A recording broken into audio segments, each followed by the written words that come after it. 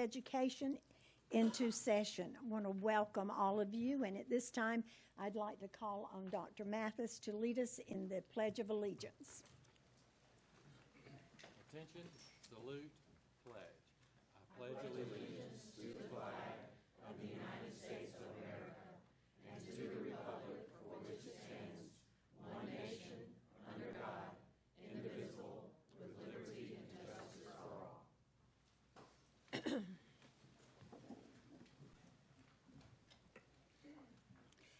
This time, I'd like to remind our board members and any other people that are coming to the mic today to speak to us to speak into the microphone so that the recorder will pick up the sound for our minutes. Is there any objection to approving the minutes as presented? Hearing none, the minutes are approved by unanimous consent. Is there any objection to approving the agenda as presented? Hearing none, the agenda is approved by unanimous consent. Want to welcome all of you. Y'all look good out there. Want to welcome all of you here today. The organizations that are here, those who have just come to hear us today, and those of you who are going to be speaking and presenting to us. Thank you so much. Is there any press media here today? Okay, very good. You know, autumn leaves don't fall, they just fly. And if you're the one that has to rake them, you know that for sure. They take their time and they wander on their own only chance to soar, that leaf. The trees are about to show us how lovely it is to let the dead things go. And I'm glad that I live in a world where there are Octobers because I love the color, the crispness in the air, everything about that. You know, the wonderful thing about learning is that there are countless ways that we and our families can choose to learn. Everyone is different, and everyone has their own way of learning. It is only natural that the world is filled with extracurricular activities for people of all ages. National Learning and Development Month was established in October to encourage those young and old to take a more active approach to their learning. This month's goal is to encourage people to continue learning even after their formal education has come to an end, and to encourage young people to continue learning outside of the classroom. October is a very important month in education, recognized for its awareness campaign like ADHD Awareness Month, National Principals Month, and National Economic Education Month. However, the period between, let's say, mid-October and Thanksgiving is known as October Blues. Have you ever heard that? It's that for teachers, a time of increased workload and potential burnout that requires self-care and support strategies. And for students and families, a similar time in everyday life, learning to deal with the everyday change, the emotions, and all the chaotic things that are going on around us. Navigating a chaotic and challenging world is a common struggle. Strategies for finding stability often center on managing your responses, building resilience, and focusing on what you can control. Taking small, intentional actions and seeking support can create a sense of purpose and peace amidst all the turmoil. It is natural to feel overwhelmed these days by the world's problems, and we've got to remember to be compassionate with ourselves and focus on what small, manageable steps that we can take today to build inner calm and strength. We must cultivate a sense of purpose and meaning Finding meaning in our lives can act as an anchor during these unstable times. We've got to practice gratitude. Make a daily habit of writing down or acknowledging things that we're thankful for, shifting our focus from what's wrong to what's good.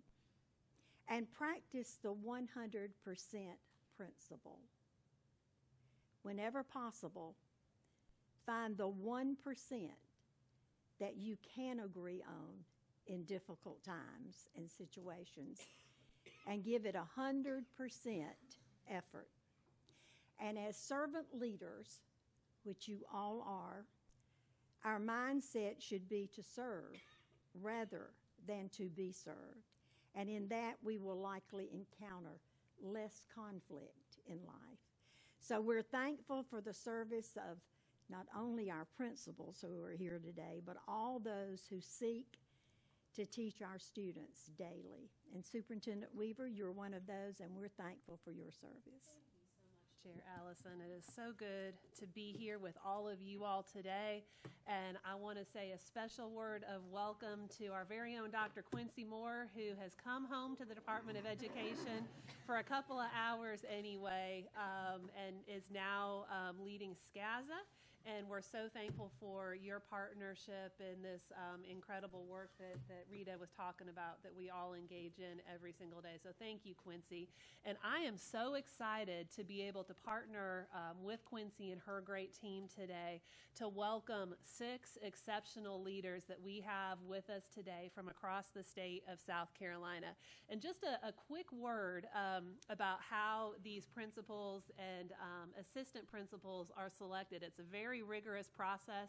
They are nominated to SCASA. There's a very intensive application process that they go through.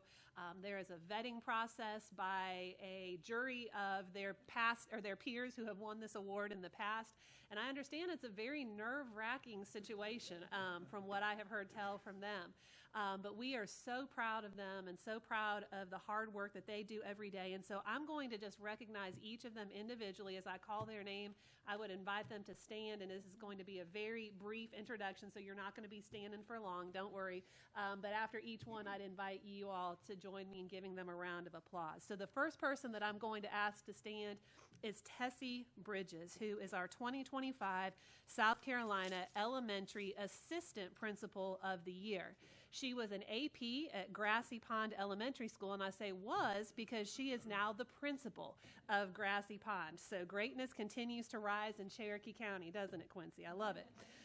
The one significant accomplishment that Tess was very proud of is the successful implementation of AVID as the assistant principal in her school. AVID is an in-school academic support program that gives teachers a unified set of tools to build capacity in their students, such as study skills and note-taking and the many things we know our students have to be successful.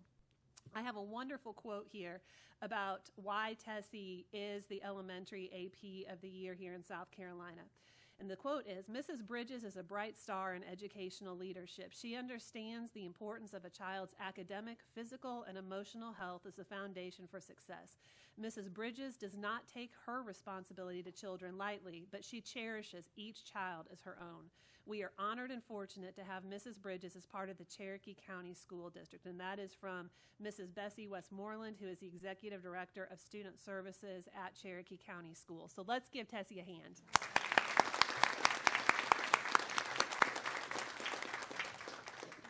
Our next winner is the South Carolina 2025 Elementary Principal of the Year, Marquise Clark, who is also a Call Me Mr. alum. So we are so proud to have him here today representing not just his school, but that wonderful program. He is at the Cleveland Academy of Leadership in Spartanburg School District 7, and his significant accomplishment is pretty incredible, breaking the 22-year cycle of failing state report cards at Cleveland Academy of Leadership, earning a score of average in 2022 and pushing that forward to excellent in 2023 and 2024. He is one of the Education Oversight Committee's Beating the Odds schools and principals that I mentioned to you last week. And the quote that I have here is from his superintendent in Spartanburg 7, Mr. Jeff Stevens. Mr. Stevens says, Dr. Clark is an exemplary leader for the Cleveland Academy. His deep understanding of our children's needs drives his commitment to providing each one with the individual support they deserve. Where others may see challenges, Dr. Clark sees possibilities, and his innovative approach ensures Cleveland meets the needs of families in ways that go far beyond a typical school community. His collaborative leadership unites Cleveland's families and staff, creating a culture of shared success. As a beating the odds school, Cleveland defies expectations about high poverty schools, achieving what many once deemed impossible. So please join me in congratulating Dr. Clark on this incredible honor.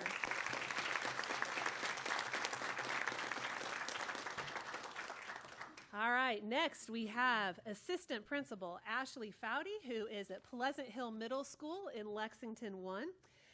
Ashley's significant achievement is that under her leadership, their school has received significant recognition as an ABC or Arts and Basic Curriculum site. Principal of Pleasant Hill Middle School, her principal, Mrs. Julie Painter, said, Ashley Foudy is an exemplary assistant principal who has made a significant positive impact at Pleasant Hill Middle School, where she encourages all students to be, quote, committed, be caring, be courageous. Her dedication to students, ability to build relationships, and commitment to fostering a supportive learning environment make her a truly exceptional educator. Congratulations to Ashley Foudy.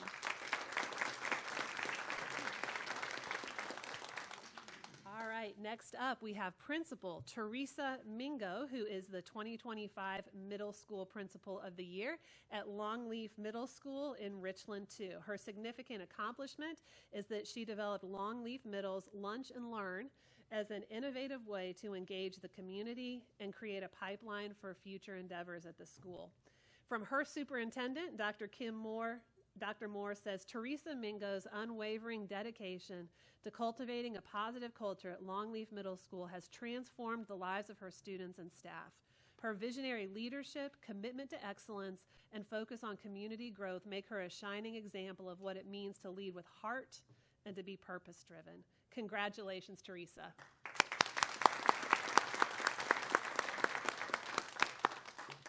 All right, our next school leader is Mr. Sonny Perry. Sonny is the principal he was the principal, or assistant principal, I'm sorry, let me get my notes straight here, at West Florence High School. And now he is the principal, here we go, of John W. Moore Middle School in Florence District 1. And his significant accomplishment was introducing the West Cares form, a Google form that allows students to report concerns related to school safety, violence, substance abuse, bullying, and mental health issues. And not only is he our AP of the year for high school here in South Carolina, but he actually is a national assistant principal of the year, representing our entire state with pride at the national level. So let me read his quote, and then we'll give him a huge round of applause. His superintendent in Florence 1, Dr. Richard O'Malley, said, "We are so excited that Mr. Perry has been named National Assistant Principal of the Year. This prestigious recognition is a testament to his exceptional leadership, vision, and tireless commitment to fostering a culture of excellence within the West Florence High School." Congratulations, Sonny.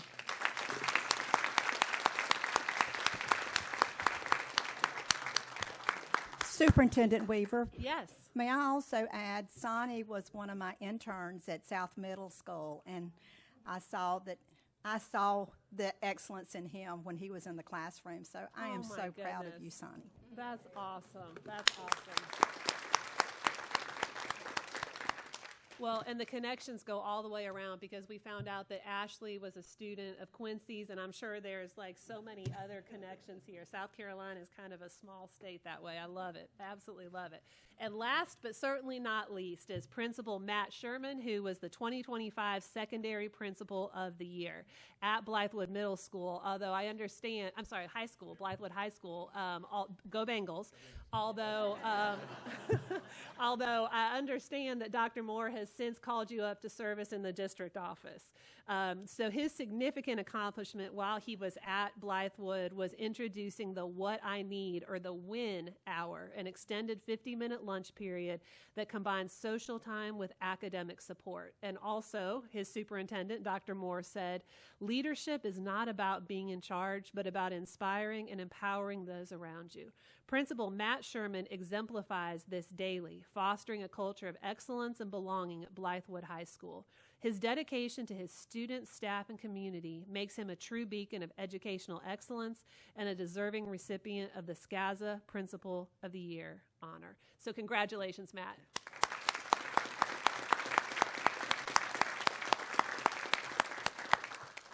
And I've often said that I think our principals and assistant principals maybe have one of the hardest jobs you could possibly imagine in any industry anywhere. So let's give them all just one more round of applause.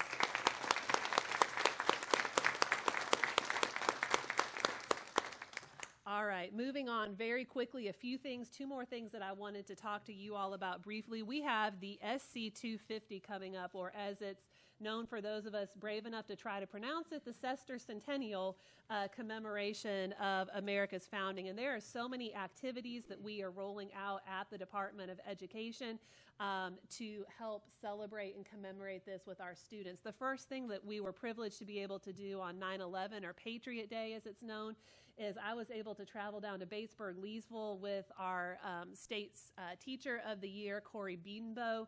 And we had a wonderful celebration with our elementary students there, them learning about an event that it's hard to believe, but to them is history, that they have never thought about before. And so Corey gave a wonderful lesson on his memories of 9/11, and it was just such an uplifting time to hear those students singing a patriotic song, and to be with them as they learned about that important day in our country's history, and as we honored our first responders from the local community who were there.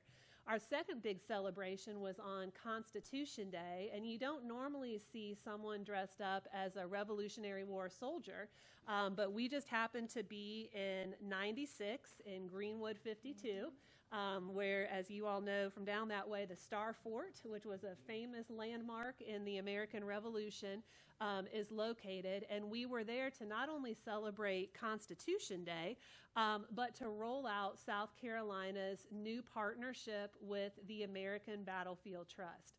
So what many people don't know is that there were more Revolutionary War battles fought on South Carolina soil than on any other colony or state here in the U.S. And so our students have such an amazing opportunity to explore living classrooms that are in our communities every day, the battlefields that are around our state. I know we have so many in Lawrence, and really all across the entire state. And so we are so excited for this new curriculum that the American Battlefield Trust is rolling out. They already had a curriculum for the Revolutionary War that was a national curriculum, but this is actually the first in the nation partnership with a specific state where they have developed South Carolina specific curriculum and resources for us.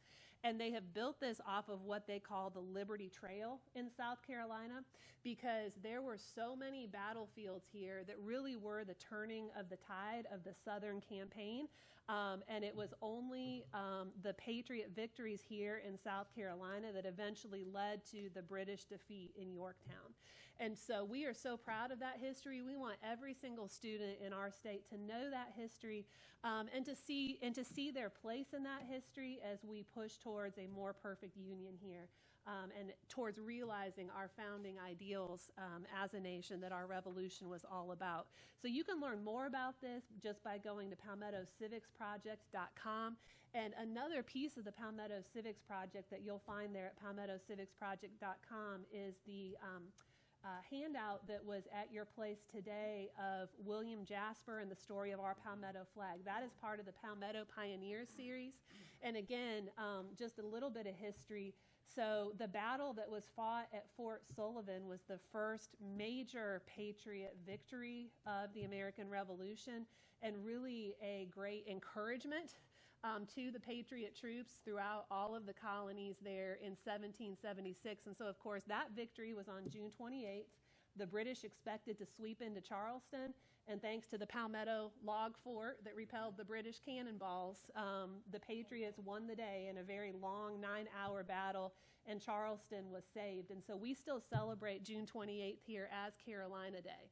And so again, it's just one more incredible story that we want our students to know, and one more great resource that we are providing to our districts and to our teachers free of charge as we go through this SC 250 celebration. And then the final thing that I wanted to bring to your attention is you all may have heard that I was a global traveler recently.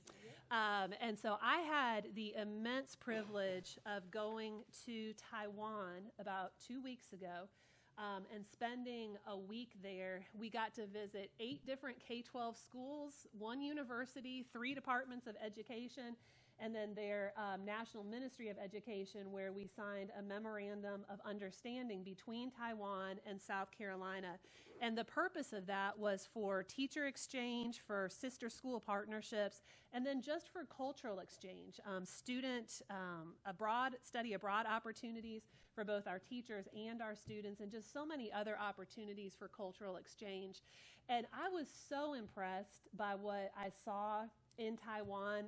The focus of my visits was really around what they call their 2030 bilingual goal. So they are working very hard as a country to equip all of their students not only with fluency in their native tongue of Mandarin, but also English. And so I got to visit a 4th grade classroom where it was fully bilingual. The students' English was excellent.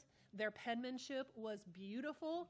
I would have been proud for that to be a South Carolina 4th grade. It was such a wonderful, wonderful experience. And the students were so polite, so happy. It was just such an incredible experience. And then they also are working very hard to create, just like we are here in South Carolina, career-aligned pathways.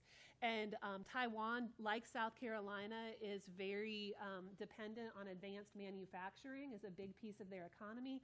So one of the things that we got to see while we were there was a robotics class that had been developed in collaboration with one of their robotic arm manufacturers over there. It's Highwind is the name of it. But it reminded me exactly of what I've seen in our BMW plant here in South Carolina. And so I think there are so many opportunities for really concrete, meaningful exchange for our students and for our teachers.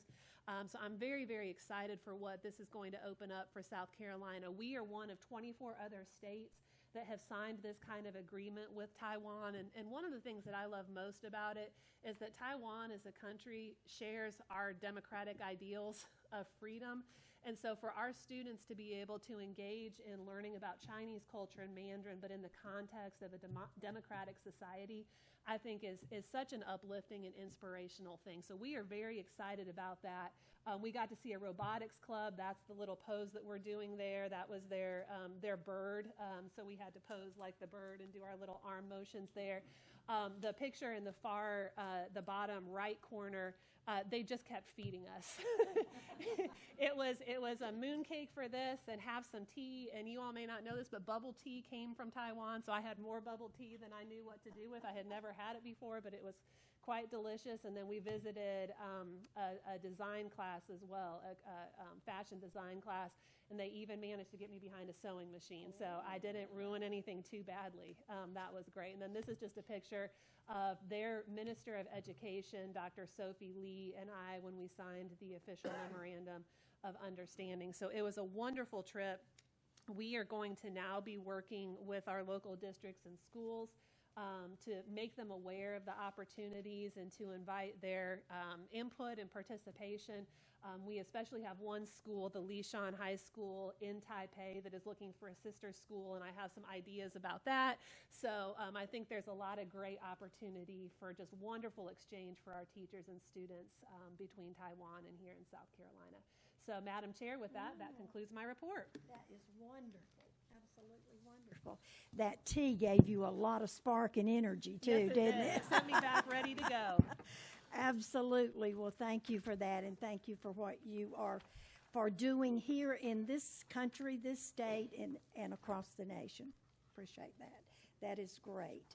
And to our principals, again, we just thank you so much for what you do and the model that you set for all of our principals and our teachers across the state. So thank you. And Quincy, thank you for bringing them. Thank you for the work that you do. We are now going to move into public comment. We appreciate your interest in public education, those that are going to speak to us today, and you will have 5 minutes, and Dr. Mathis is going to keep the time for us, and you will have 5 minutes to speak. Please speak into the microphone so that our minutes will be good today. We're going to begin with Mrs. Randall Levi Hughes. She is a parent from Berkeley. No, actually. Oh, actually, Randall, Yeah.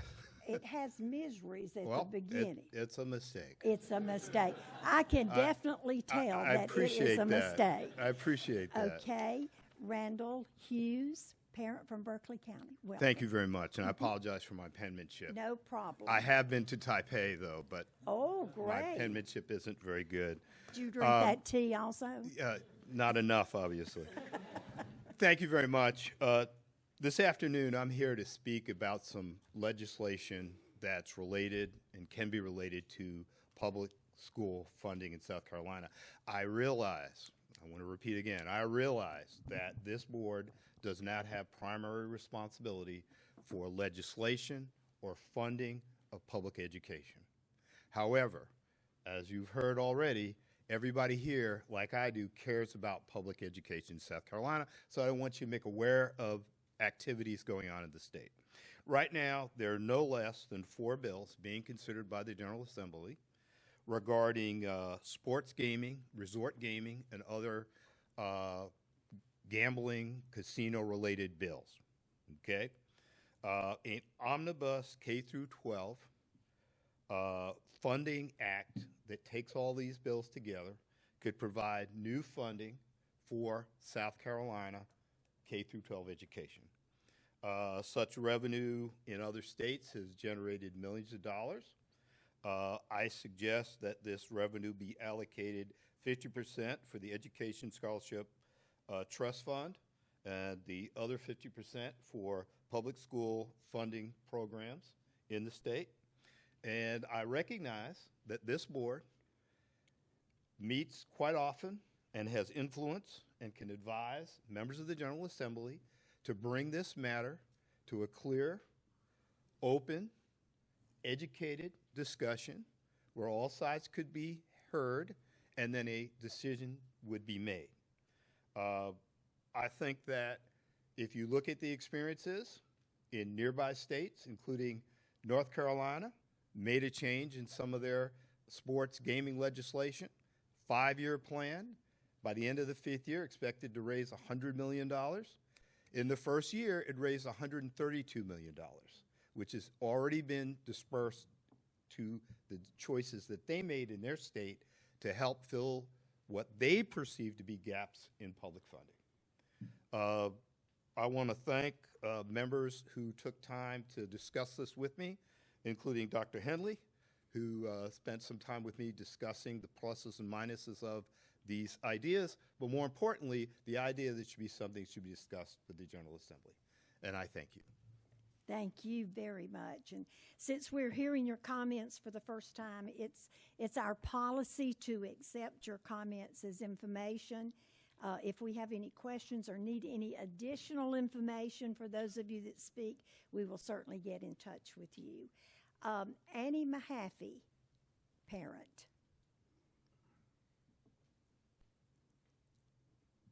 Welcome, Ms. Mahaffey. Thank you.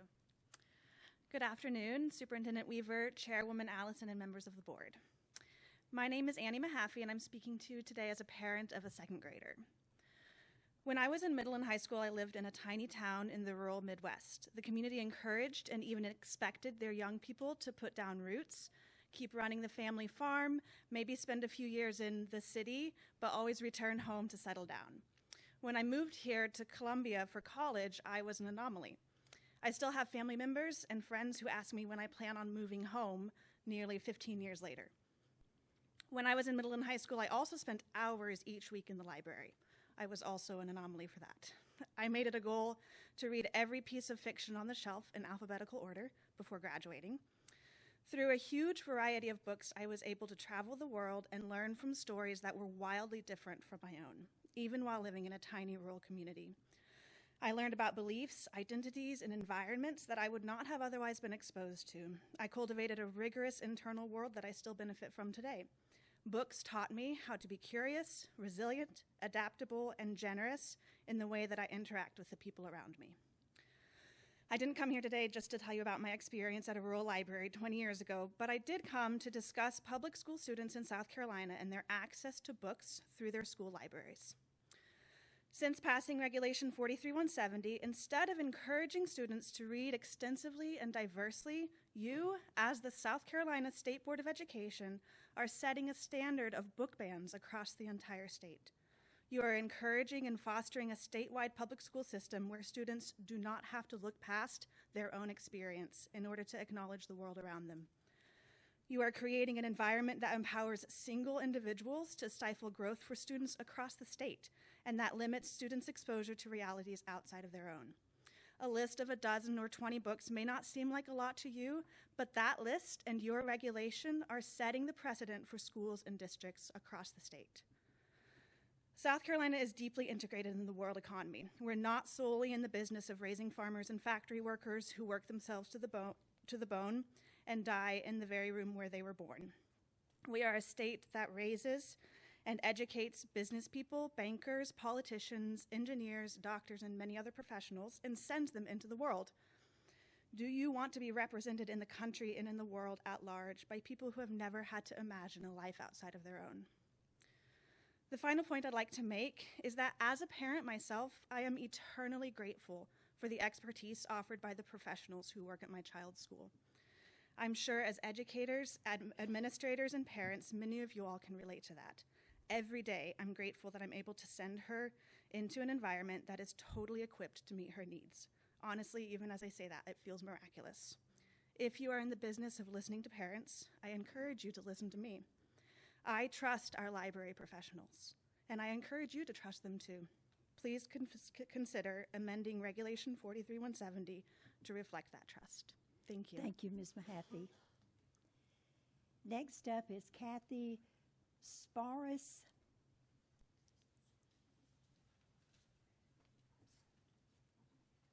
Kathy, did I mispronounce your last name? Slightly, but it's okay. Okay.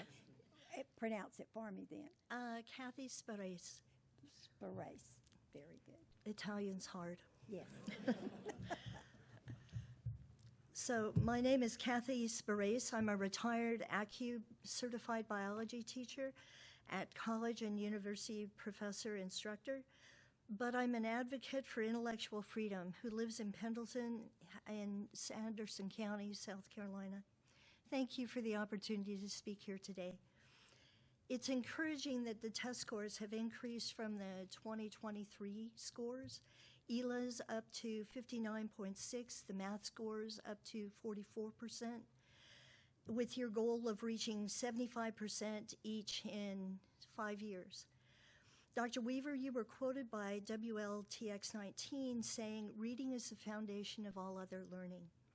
I'm glad the early literacy strong gains are encouraging and that you're not content to stop there. The demographic data still points to problems in some groups. Black, African American, Latino, Hispanic, which often fall 20 points behind the leading groups, Asian and white, which I'm sure you're interested in addressing. Early books are key to early learning students and their identity. Their identity is also key to the choice of early books chosen. One of the best ways to boost that is to have books available each child is interested in, which also can decrease the number of children later sent to alternative schools, proven in other states. We're shaped by what we read. Early on, children refuse to read books that do not agree with the world they live in. We choose different books because of who we are, because of our individuality and different upbringings. The same story, book, or method may have quite different impacts on each person, each student. Multicultural authored books are needed to replace the banned books you removed in order to acquire and maintain book populations that represent the population of children in South Carolina. By that, I mean children identify not just with the picture of a person who looks like they do, but they identify the most with authors, pictures, and written experiences that represent them. Many students who have difficulty and are transferred to alternative schools represent students who don't get that second shot at their education. As you said, every student deserves the opportunity to reach their full potential. Provide and keep, please don't ban, books that represent each diverse household to show them they have the full potential to become our future leaders. Please don't ban any more books. Thank you. Thank you very much. Mary Foster.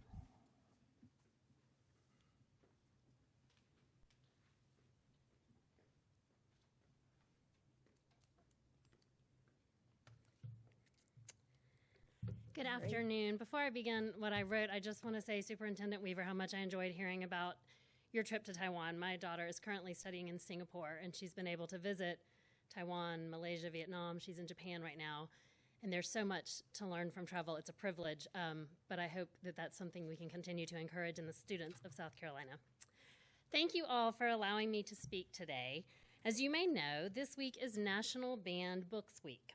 The purpose of Banned Books Week is to amplify the occurrence of censorship and encourage citizens to speak out, to protect the freedom to read and to access information. I've been coming to your monthly meetings for almost exactly 2 years doing just that. I started coming when Regulation 43-170 was first proposed, and I've been at almost every meeting since. I have listened as parents, teachers, students, librarians, authors, lawyers, even my own child, have tried to tell you that removing books from schools is the very antithesis of freedom. That a regulation that allows for the removal of book by a group of people who have not actually read the book is absurd.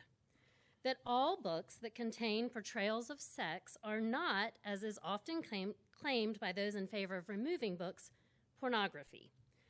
That prohibiting stories which depict the lived experience of some students harms all students. And yet, here we are with more titles removed from every public school in our state than any state in the country. So you might wonder, why do I keep showing up? And my colleagues who represent organizations across this state who are committed to fighting censorship, promoting First Amendment rights, championing teachers and librarians, and strengthening public education, why do they keep showing up? It's because we know that South Carolina students and families deserve better. We recognize that librarians and teachers are trained professionals, and the books they select represent the diversity of the students they serve.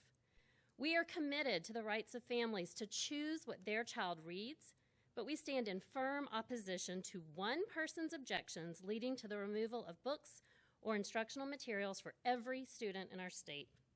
We know that diverse stories are not harmful and that giving students access to more books and knowledge, not less, should be our goal. We are committed to sharing the ways that books impact our lives and the ways we learn from them because we believe this regulation does not serve the students of South Carolina. We know that books allow students to see themselves and their experiences reflected or to learn about people who have drastically different lives from their own.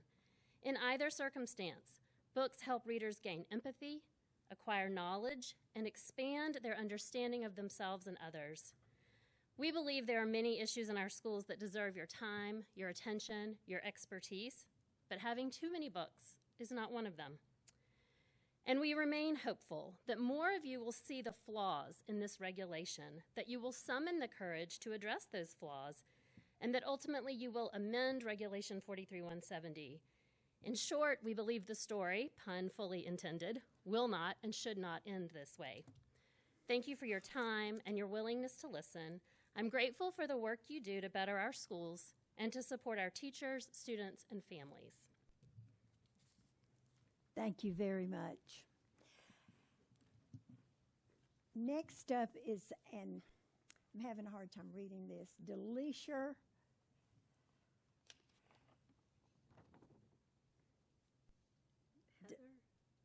Is it Heather? Heather, that's you. It's a very fancy name. It is a beautiful handwrite. Very swing and all. I love that. I just can't I decipher. apologize. I've Heather. gotten Heather Miller before too. I do apologize. Well, good afternoon, everybody. I am Heather Hillis, if you didn't catch that. I am the Regional Membership Director for SCASL while we are championing librarians. I'm here today to strongly encourage your membership to the South Carolina Association for School Librarians. We are advocating for the desired amendments to Regulation 43-170. The regulations should incorporate the value of the whole work of a book be considered when evaluated. Challenge committees should be comprised of 5 parents, 1 administrator, 1 librarian, 3 other teachers, and 2 high school students, instead of only members of the South Carolina State Board of Education. The members of the review committee should be required to read challenge books in their entirety. If a district has a more protective policy in place, they can continue to follow their own policy. Books should stay on the shelves while they are under review. And again, I'm Heather Hillis. Thank you Heather. so much. Yeah, thank you. Taylor Simon.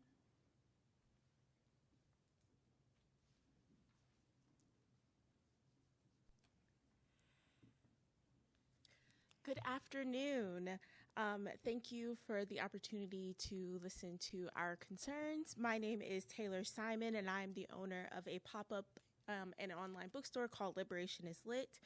I started the bookstore because I wanted to center the stories often pushed to the margins, books written by Black, Indigenous, other people of color, LGBTQ+, and disabled authors. And these are the books that are disproportionately being attacked by book bans across the country, including here in South Carolina. You may think removing these books from schools is protecting children from pornography, but these books aren't written for the sole purpose of arousing readers sexually. The books you are banning contain a myriad of experiences. They contain stories about young people finding support for their mental health, young people finding community after being exposed to trauma and feeling like they were alone, young people navigating a chaotic world and building resilience, something that you advised us to do this morning in your opening remarks, Madam Chair. They contain true stories of young people surviving and making it through adulthood healthy and whole after abuse. Maybe some fairies. Sexual content, not necessarily sex itself, is often fractions of the content in these books. And these are the stories that you're banning. But if you would read any of the 22 books you all voted to ban over the last year, you would get the moral of these stories. By reading any of the books you have banned, maybe you would learn something about the current climate young people are navigating. By reading any of these books you have banned, you may learn something about yourself. I know I do every time I read a young adult novel. As a state that ranks 43rd in the country for literacy, we should be getting kids to read more, not becoming the state that bans the most books. As you mentioned in your opening today, Madam Chair, we should be focusing on the good instead of the bad. We should be reading books that are challenged in their entirety before judging their merit by vague sexual references taken out of context. And we should be letting teachers and librarians be the experts in choosing the age-appropriate books that their students will connect to.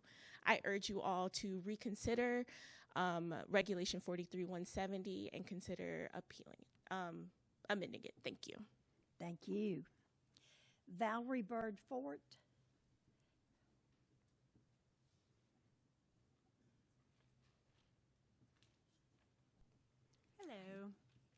Hi, I am Dr. Valerie Birdfort, library educator, former elementary school librarian, public library user, bookstore lover, and most importantly, the parent of a 10-year-old. As you know, this is Banned Books Week, and I want to tell you a little bit about Banned Books Week.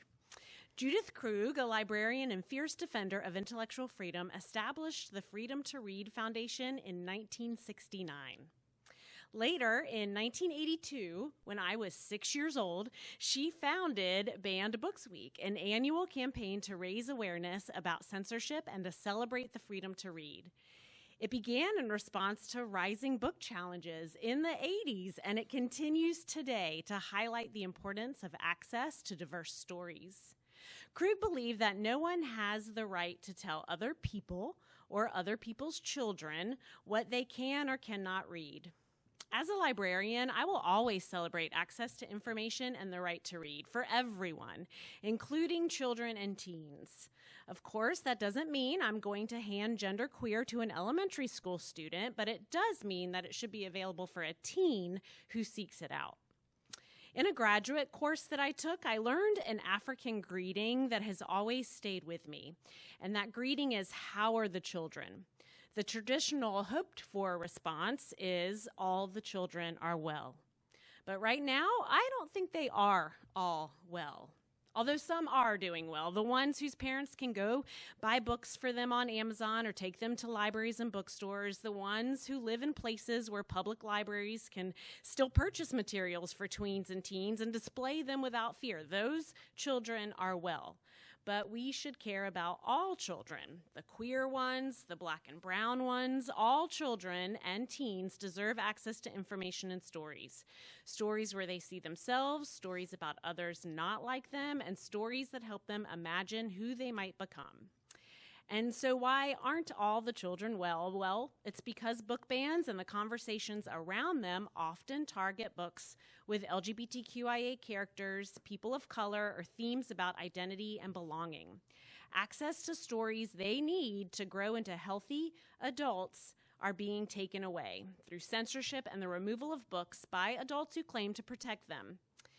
Some say these books are pornographic, but what's actually in them isn't shocking to today's teens. When we take away these books, we are pushing them to the internet to find the answers they no longer feel safe asking us. In Band Together, which is a new book edited by Ashley Hope Perez, there's an author in there, Isabel Quintero, and she writes, "When adults call the realities of young people pornographic, when they refuse to acknowledge that adolescence isn't a time of innocence and ease for everyone, when they take away books that reflect the wide range of young people's experiences, they attempt to change the narrative of what it means to be a teen in the U.S. And there are so many wonderful and painful ways to be a young person." So in closing, please trust librarians, trust teachers, and trust young people to read, think, and question. When we protect the right to read, we protect the right to learn. And when we ensure that all children have access to the stories that reflect who they are and who they might become, we don't just make better readers, we make better humans. Thank you. Thank you. And thank all of you who presented before us today.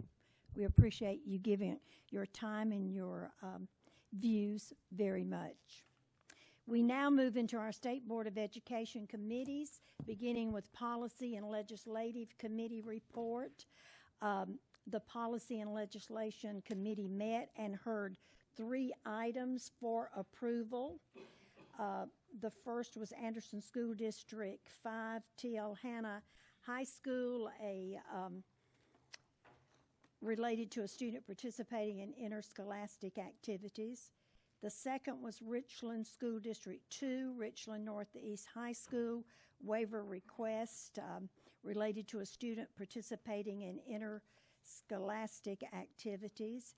And the third was Lexington School District 1, Lexington High School, a waiver request related to a student participating in interscholastic activities. The report stands as a motion made from the committee, and it does not require a second. Is there any discussion? If not, All those in favor say aye. All those opposed likewise. Motion carries. Moving to Education Professions Committee report, Dr. Johnson will present that for us today. The Education Professions Committee met this morning and approved one action item. The item is approval of non-certified teacher pilot program implementation guidelines. Mary Hip, I thought I saw her in the room, did a great job explaining that to us, what it means, and that action item was approved and it was placed on the consent agenda. We had no information items today, so that concludes my report. Okay, the report stands as a motion made from the committee. It does not require a second. Is there any discussion? Yes, Madam Chair. Yes, sir. I want to reiterate my comments from the committee meeting earlier this morning that I believe the actions of the legislature were not well-founded, and I believe that they made a mistake in that in Title 23, when the educator applies for this alternative to certification, they get fingerprints done. And those fingerprints, it specifically says in the legislation that they will be maintained by both the FBI and by SLED, and to be used also for comparing to latent prints that are gathered at crime scenes and things in the future. And I personally believe that that is a violation of the applicant's Fourth Amendment rights and unlawful and unwarranted searches. Okay, so we note that as information that can be certainly passed on to the legislature for the future, right? Okay, the request stands as a motion made from the committee. It does not require a second. Is there any further discussion? If not, all those in favor say aye. Any opposed likewise? Motion carries. So duly noted. Now we move to Standards Learning and Accountability Committee report.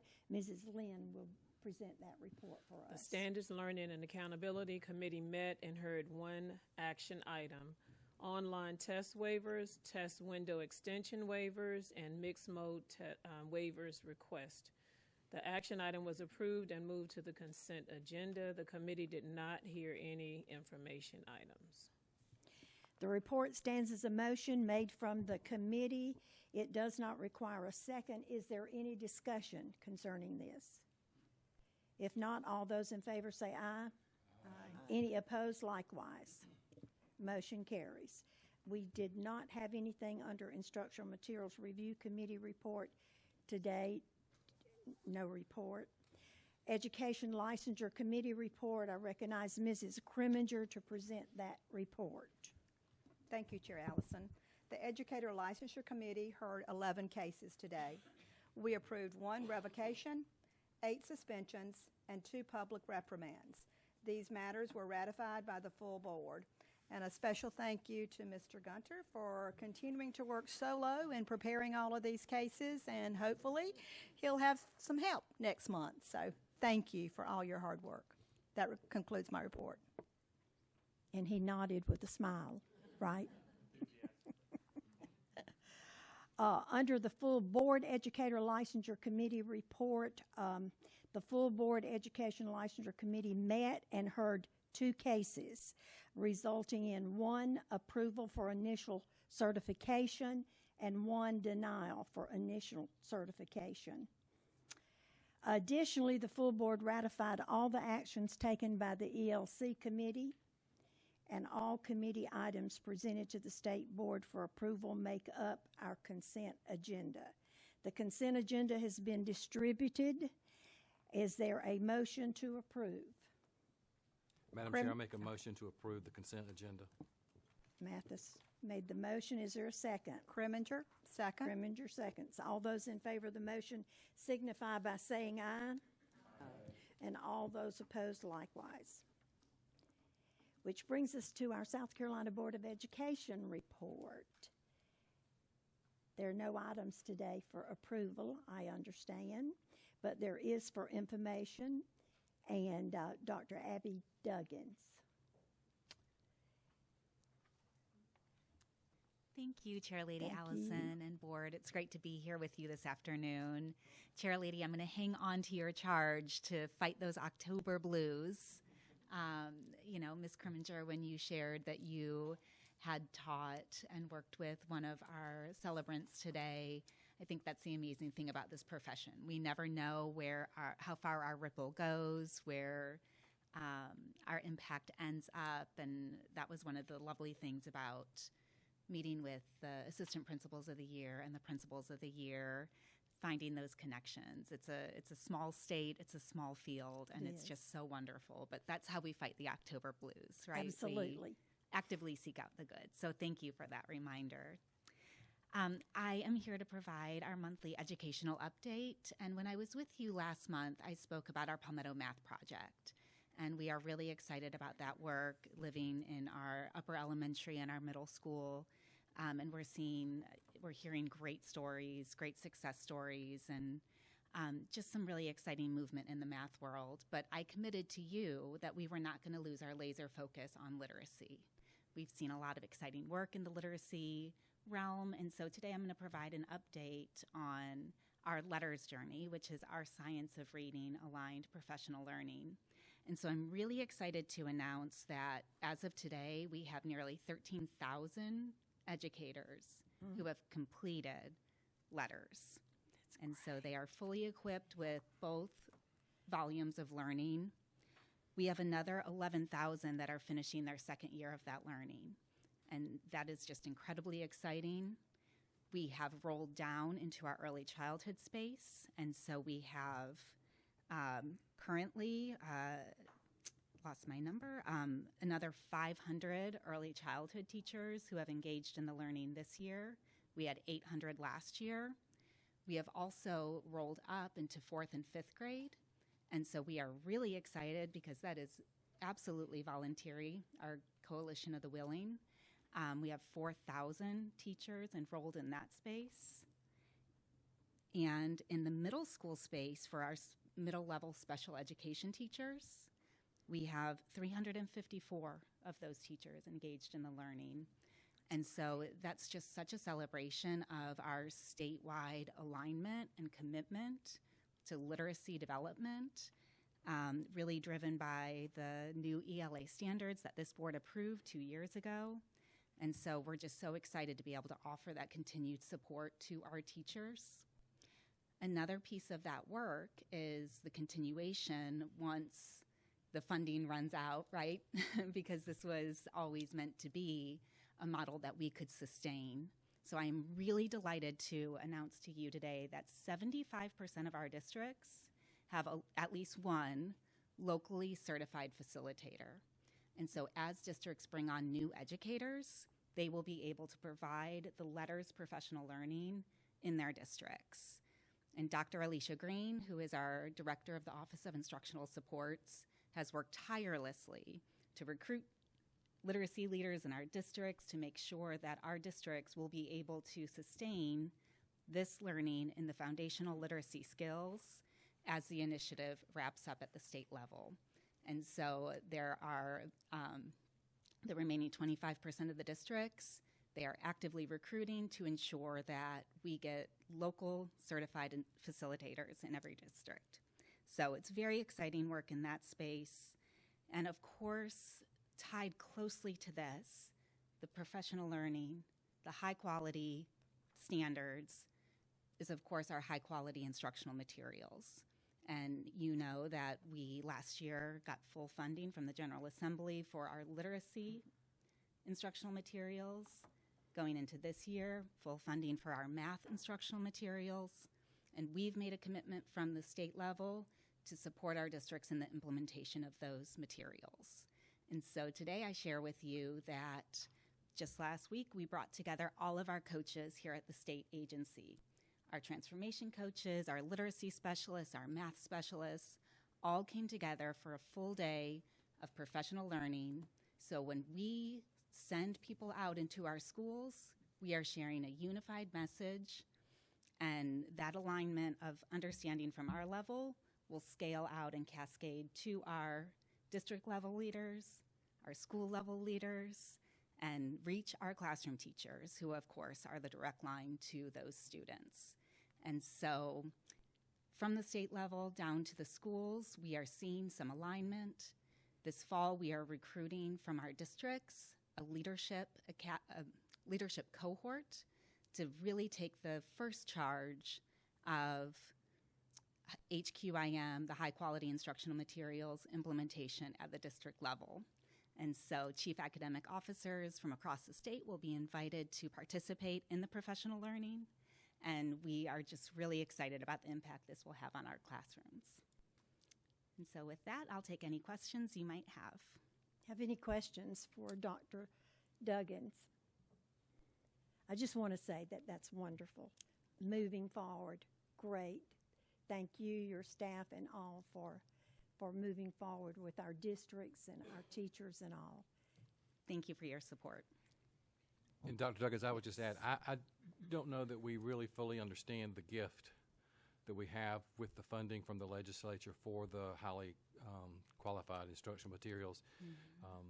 It really relieves the teacher from having to go out and search for things on their own and fund things out of their pocket, because I think the message is what we're funding is high quality, and it's a real gift for our teachers. So thank y'all for doing that. Yes, thank you, Dr. Mathis. Yeah. Any other discussion or questions of Dr. Duggins? Thank you very much. Good report. Good report. Under other business, is there any other business? To any of our board members have anything to share for the good of the order? Madam Chairman. Why am I surprised? I don't know. I just didn't want to get out of here today without us celebrating Dr. Hannah, Chris' birthday. It's today. Absolutely. And we just he now left found his that wife out. and- Thank you for He left his telling wife us. at home to come here to be with you. Happy birthday. Happy birthday. I would sing to you, but you'd rather me not. Okay? But we do wish you the best. Thank you for being here as a board member on your birthday. Okay? I believe you. I believe you for the word. Anything else for the good of the travel? Please remember to sign your travel forms and hand them in. And let me introduce Jess Leneve. Jess, stand up. She's new here. This is her first meeting with us, and we're going to look forward to having her from now on. So welcome aboard. Very good. Any other thing to bring before the board? If not, do I Make hear a motion, we adjourn. Thank you, sir. Thank you. Is there a second? All those in favor say aye. Any opposed? Likewise. Thank you. Thank all of you for being here, too.